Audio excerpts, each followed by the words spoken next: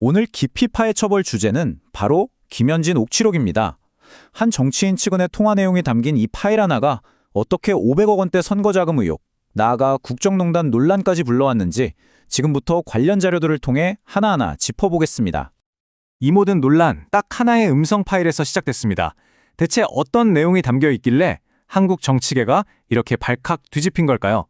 그 충격적인 내용과 파장을 지금부터 자세히 들여다보겠습니다. 자, 그래서 오늘은요, 이 의혹의 실체를 파헤치기 위해 먼저 논란이 된 통화 내용부터 살펴볼 거고요. 그 안에서 언급된 500억 원이라는 돈의 정체를 추적해 보겠습니다. 그리고 통화의 주인공이 가졌다는 그 권력의 실체와 정치적 후폭풍, 마지막으로 이 모든 것이 담긴 의문점들까지 순서대로 따라가 보겠습니다. 자, 그럼 시작해볼까요? 모든 의혹의 출발점이죠. 논란의 한가운데 있는 바로 그 통화 녹취록부터 살펴보겠습니다. 바로 이겁니다. 논란의 핵심 증거, 김현지 씨의 전화통화 녹취록. 한 유튜브 채널이 이걸 분석해서 공개하면서 그야말로 엄청난 파장이 시작됐죠. 소스가 주장하는 건 이거예요. 이 녹취록에 담긴 목소리가 그냥 비서의 목소리가 아니라 거대한 선거판을 좌지우지하는 마쿠 실세의 목소리라는 겁니다. 근데 이 녹취록에서 정말 귀를 의심하게 만드는 부분이 있습니다. 바로 돈의 스케일입니다. 소스 분석의 거의 전부라고 할 수 있는 이 거대한 자금 계획, 한번 따라가 보시죠. 무려 500억 원입니다. 500억. 미국 돈으로 환산하면 대략 4천만 달러에 달하는 정말 어마어마한 금액이죠. 소스는 이게 보통 선거가 아니라 대선급 캠페인에나 들어갈 법한 돈이라고 보고 있습니다. 자, 그럼 이 500억 대체 어디서 나오는 걸까요? 통화 내용을 들어보면요. 당에서 200억 원을 마련하고 나머지 300억 원은 어떤 펀드에서 땡겨온다고 이야기합니다. 이 500억이라는 돈이 얼마나 큰 돈인지, 또 그녀가 이 돈을 얼마나 아무렇지 않게 다루는지를 보여주는 대목이 있습니다. 누군가 6천만 원을 빌리자고 제안하니까 아니 6천만 원 차입을 왜 해요? 더 큰 틀에서 이야기하자고요. 이렇게 딱 잘라 말하는 부분이 나오거든요. 소스는 이걸 보고 500억 판에서 6천만 원은 그냥 푼돈 취급하는 거 아니냐? 이렇게 분석하는 거죠. 자, 근데요. 소스가 진짜 문제 삼는 건 단순히 돈의 액수가 아닙니다. 더 중요한 건 공식 직함은 그냥 비서인데 어떻게 이런 천문학적인 돈을 본인이 직접 주무를 수 있냐는 거예요. 바로 이 권력의 문제로 넘어갑니다. 이게 바로 소스가 제기하는 핵심 의혹을 아주 잘 보여주는 그림입니다. 우리가 보통 생각하는 비서는 일정을 관리하는 사람이잖아요. 그런데 녹취록에 드러난 실체는 거대한 선거 자금을 총괄하는 재정 책임자, 사실상의 마쿠 실세였다는 거죠. 소스는 몇 가지 근거를 듭니다. 첫째, 이렇게 거액의 돈 얘기를 직접 관리하고 논의한다는 점. 둘째, 말투가 굉장히 권위적이고 터프하다는 점. 그리고 셋째, 누군가를 보조하는 게 아니라 오히려 지시를 내리는 것처럼 보인다는 거죠.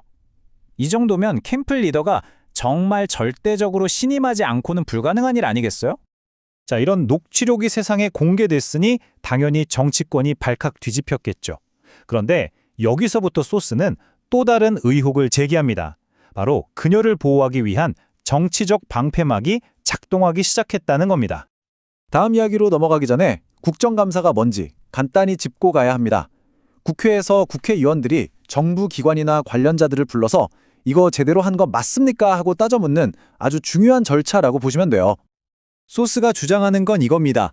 바로 이 국정감사에 김현지 씨를 증인으로 부르려고 했는데 더불어민주당 의원들이 아주 적극적으로 조직적으로 막아섰다는 거예요. 의혹의 핵심 인물이 대중 앞에서 직접 증언할 기회 자체를 차단하려 했다는 거죠. 이게 그냥 한두 군데서 그런 게 아닙니다.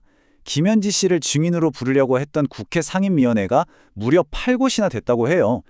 소스는 이것만 봐도 그녀의 영향력이 얼마나 다방면에 걸쳐 있었는지 짐작할 수 있는 대목이라고 지적합니다. 이제 이야기는 녹취록을 넘어서 훨씬 더 큰 그림으로 확장됩니다. 소스는 그녀의 역할과 영향력에 대해 더 근본적인 질문들을 던지기 시작해요. 여기서 정말 무서운 단어가 등장합니다. 바로 국정농단. 이건 그냥 선거에 개입했다 이런 차원의 이야기가 아닙니다. 선출되지 않은 권력, 그러니까 비선 실세가 나라의 중요한 결정, 예를 들면 장관 임명 같은 데까지 부당하게 영향력을 행사했다는 의미거든요. 한국 정치에서는 거의 최고 수위의 비난이라고 할 수 있죠. 소스가 제기하는 의혹은 상상을 초월합니다. 선거 자금은 물론이고 장관이나 차관 같은 고위직 인사에도 관여했다. 심지어 이재명 대표와 관련된 법적 사건에까지 개입했다. 말 그대로 모든 정보와 영향력이 그녀를 거쳐갔다는 문고리 권력 의혹인 거죠.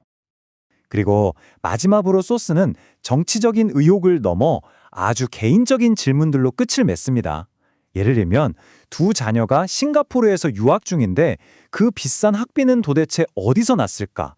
왜 고향이나 학력 같은 기본적인 신상 정보조차 제대로 알려진 게 없을까?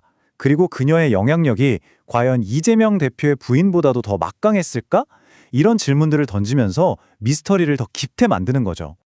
자, 이렇게 쭉 따라와 보니 어떤 생각이 드시나요? 결국 이 모든 논란의 핵심은 이 질문 하나로 모아집니다. 김현지 씨는 과연 충직하게 리더를 보좌한 조력자였을까요? 아니면 소스가 주장하는 것처럼 이 모든 거대한 판을 뒤에서 설계하고 움직인 보이지 않는 설계자였을까요? 오늘 저희가 살펴본 자료들을 바탕으로 한번 생각해 보시면 좋겠습니다. 여러분의 생각을 댓글로 남겨주세요. 구독과 좋아요도 부탁드립니다.